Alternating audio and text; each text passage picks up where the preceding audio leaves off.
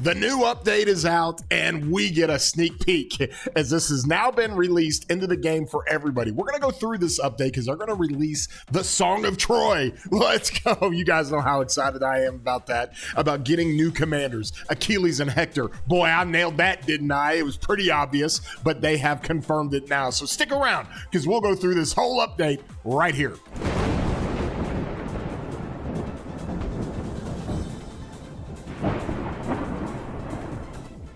Yeah, everybody, I'm your boy, War Daddy Chatsky. I put out videos all the time. And if you enjoy this video, please throw a thumbs up on here. Like it, helps out the channel a ton, and it helps us grow this great community. And if you're not subscribed, consider doing so. You can hit that subscribe button and join the legions of people who have jumped in on this channel, and also hit the bell because you can get alerts and all the different things when I put out content. Well, I put out a ton of content, and every now and then we get these kind of updates. And when we get them, we want to always kind of go through them, tell everybody what's going on. I'm going to give you guys my thoughts and opinions, and we can get some clarity on some things just by kind of reading through and figuring it out. So the Song of Troy is something that they teased a while back. And when they did, it was something that I got super excited about. They did it at the Amsterdam meetup that they had. They had some video to it. It was amazing. And so this is the new version. And if you look, this is the 100th update, I think, of the game. And we're going to talk about something like that. So on October 10th at 6 UTC, the servers will be down for maintenance. It'll go through and install this update. The first thing that we have is an all new season of Conquest story, Song of Troy. We talked about that, and we're excited about that. Come take part in an inaugural pioneer test for this KVK story.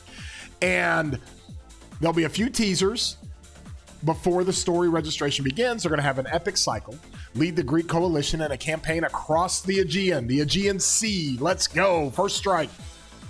Borrow the strength of a new commander. Let's go.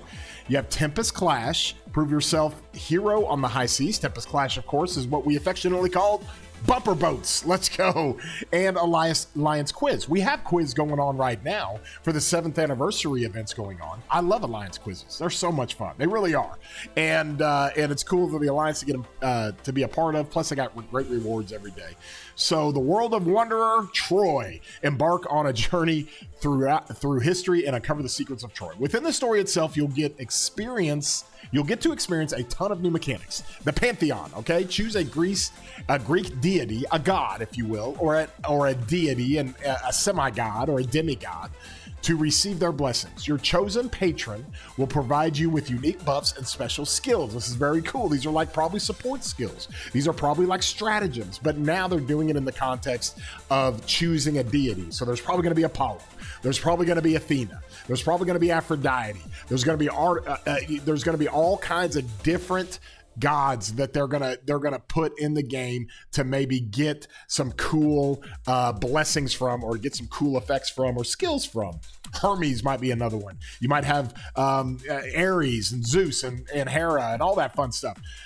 Number 2, the Trojan horses. After your camp up the Crusader fortress, it will start building a Trojan horse. Let's go. Or Trojan horses. They can be allocated to your alliance in your camp. The Trojan horse can move to any accessible location on the Lost Kingdom, except for the Altar of Darkness, and be turned into a horse fort. Okay, except in Kingsland. So you can turn a Trojan horse into a horse fort. Okay, is this like a new kind of fort?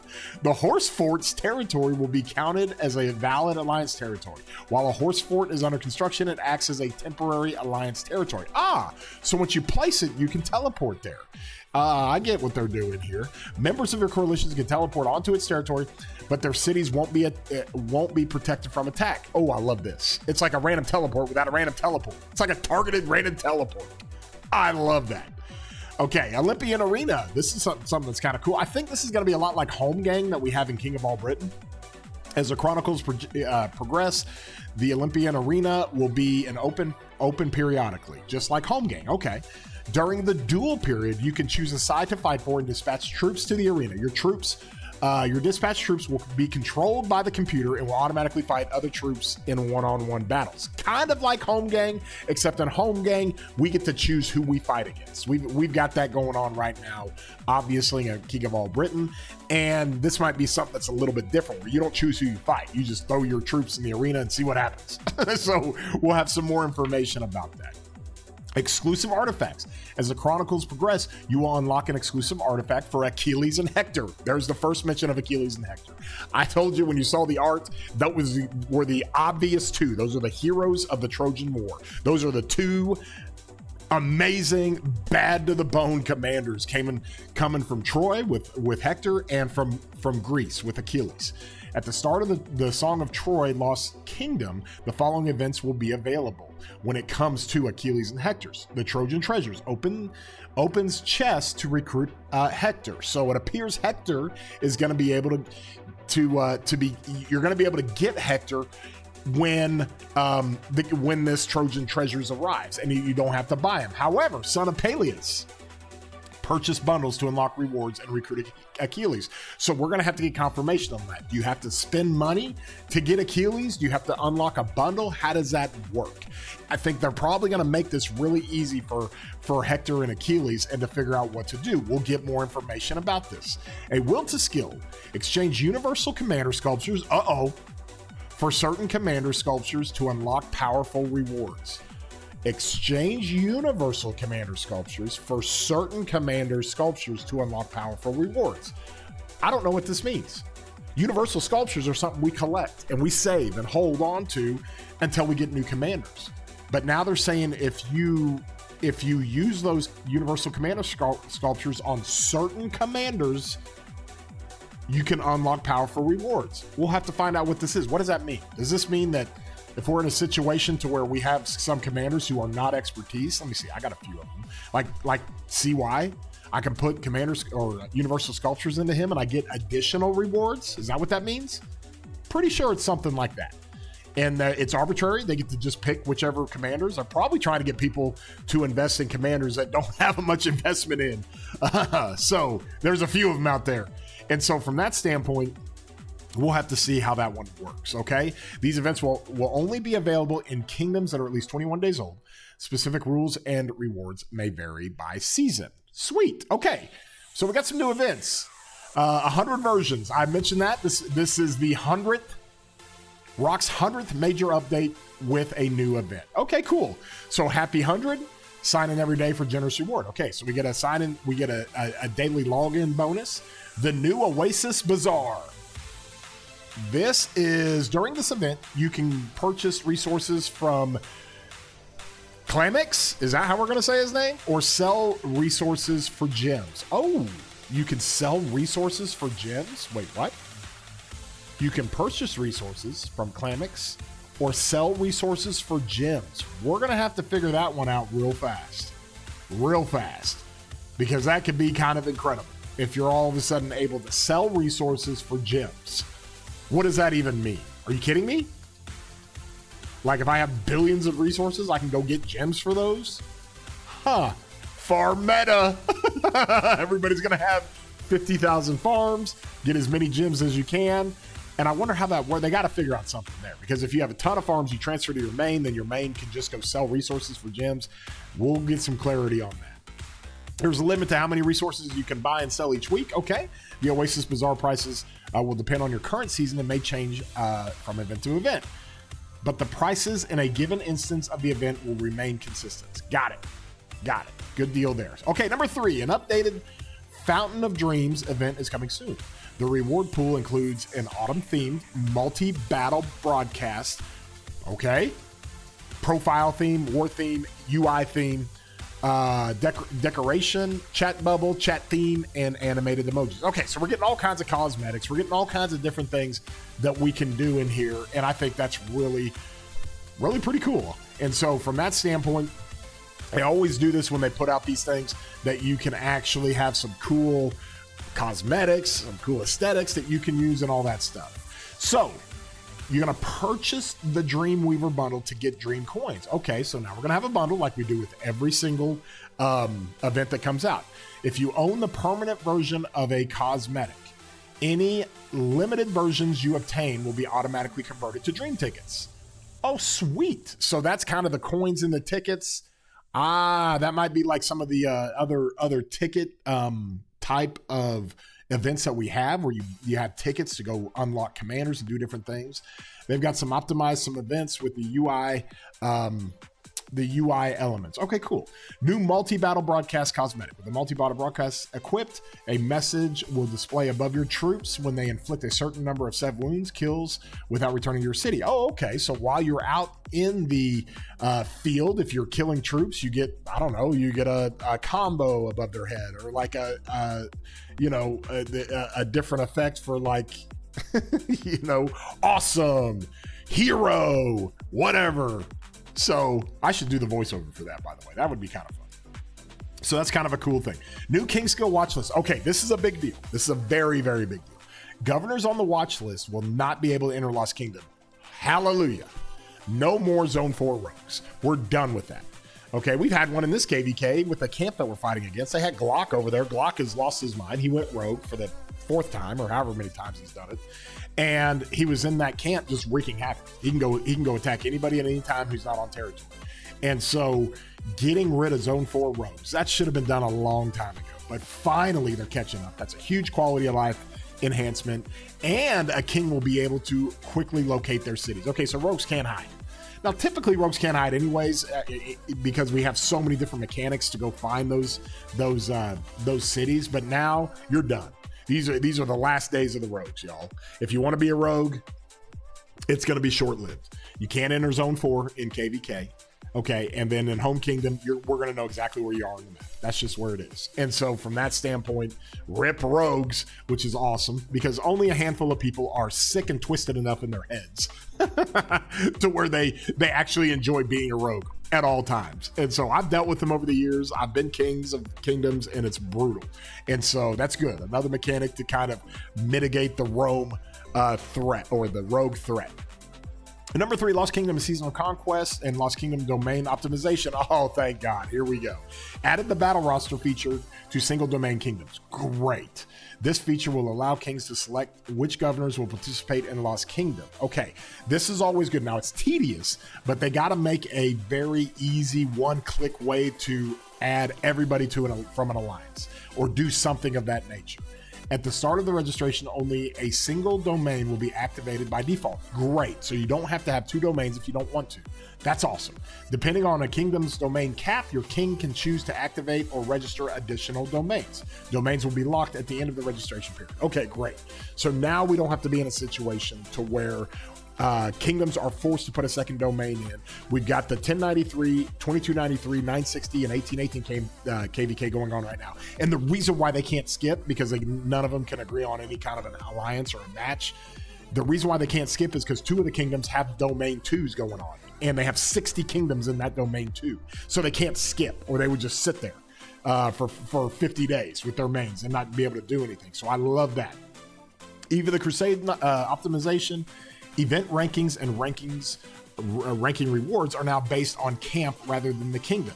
Adjusted stage 2 and stage 3 of the event and remove the announcement fade. Stage 2 is now attack marauders. Ooh, okay, this is a big deal, because stage 2 has always been training troops, and stage 2 has always come during MGE and sometimes during Zenith when it comes. So now they're switching those to where training troops is at the end. There's not any other events going on then, so people are going to have to decide if they want to train troops for the early stages of KVK, and they don't get it for like a Saturday final day push of MGE. Okay, that's interesting. That's something we're going to have to keep in mind. We're going to updated the King of the Nile, Siege of Orleans, and Storm of Stratagems with the new Crystal Tech rework. These changes will only apply to Lost Kingdoms that open registration after the update. So now we get the new Crystal Tech. Now, it doesn't say anything in here about the Pioneer Crystal Tech when it comes to what's going on right now, I believe in HA, that has a Pioneer Crystal Tech. We've talked about it before, how they've re-added the damage impact and being able to do Crystal Tech at the end of the tree for more damage. We'll get clarity on this. But I think this is just the new Crystal Tech, because that is a Pioneer situation going on. So the new Crystal Tech and what we have right now, this is the Crystal Tech we're working with right now. And as you can see at the back of this tree, it is just damage mitigation, right? You get damage reduction. And so that's what I think they're referring to, not the new Pioneer stuff that they're working with where there's more damage, okay? We'll scroll back down in here. Let's see. We're on to number 4. Other optimizations and new content. Okay, you get museum updates. Achilles, okay, great. Achilles gets a museum buff. That's awesome.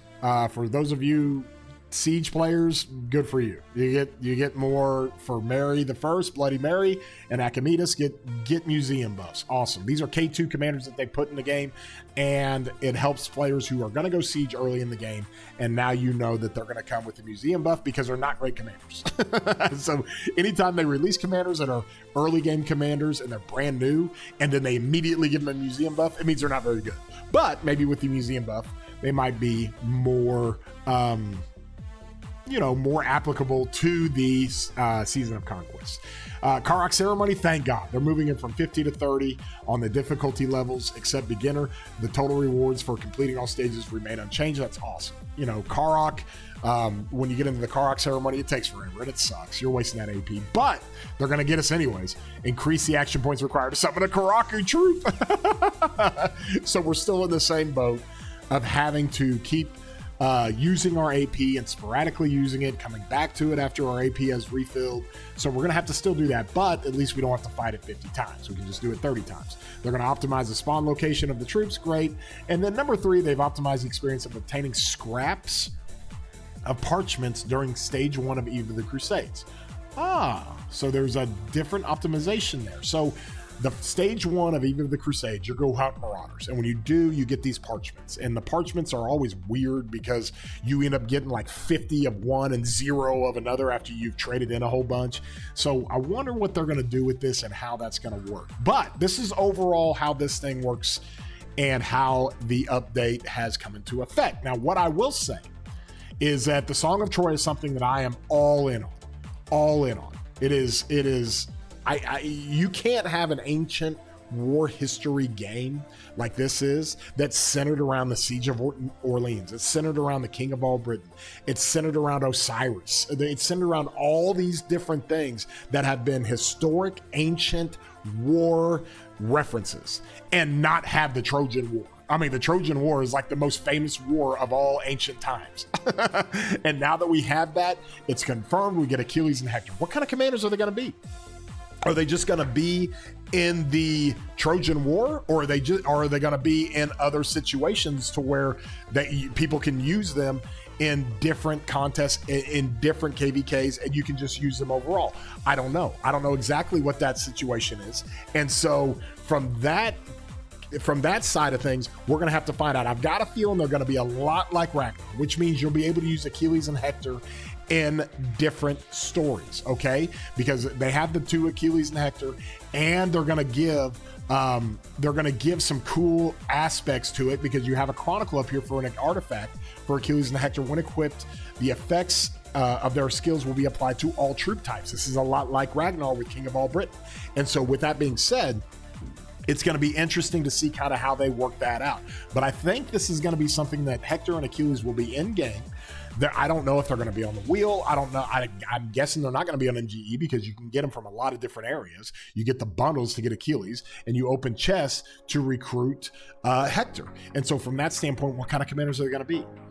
They're going to be infantry commanders. I'm pretty sure we're probably going to get a cav commander out of one of these. I mean, we're dying for cav commanders right now, and we need more combo cav commanders. So we will see how this works out. We'll see how this is going to go. And I got a feeling, just like Ragnar, because Ragnar, when he came out, he kind of changed the game when it came to wedge skill damage infantry.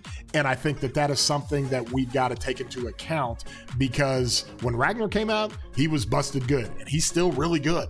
Like he's used in all the best murder ball lineups. And so from that standpoint, if Hector and Achilles are going to be the same. We cannot wait to figure it out. So if you enjoyed this video, throw a thumbs up on here, like it. Wanted to put this out, go through the whole update, go through everything, and see what you guys thought. And if you haven't subscribed, consider doing so. It doesn't cost you anything. Hit that little button, hit that little bell, do all the things. And with that, I hope you guys have a wonderful day. Don't forget, I'll be fighting this week past 7. We've got it against 2377 and 3251 and all the different kingdoms we're going up against. And then we'll have Kingsland this weekend. So, love you guys. And we will see you soon, broskies.